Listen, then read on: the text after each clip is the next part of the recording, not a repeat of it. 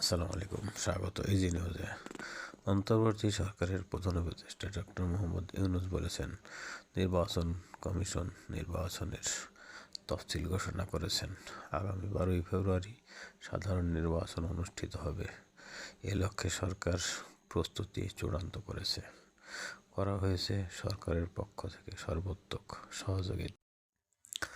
এছাড়াও প্রধান উপদেষ্টা শহীদ মিনারে শহীদদের প্রতি সম্মান জানান শহীদ মিনারে ফুল দেওয়ার মাধ্যমে।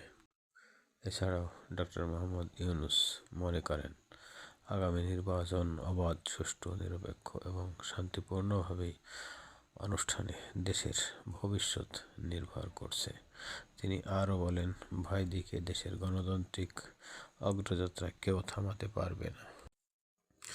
বাংলাদেশের 54তম বিজয় দিবসে সেনার অফিসার, বেসামরিক জনগণ মিলে প্যারাশুটিং এর মাধ্যমে দেশকে ওয়ার্ল্ড গিনেস বুকে নাম লেখানোর প্রয়োজনীয় ব্যবস্থা গ্রহণ করেন এবং জাতির 54 বছরের গৌরবের সাথে বিজয় দিবস উদযাপন করেন।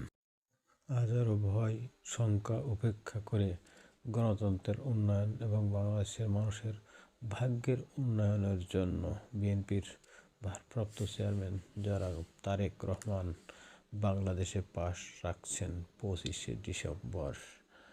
আগেই মির্জা ফখরুল ইসলাম আলমগীর জানিয়েছেন।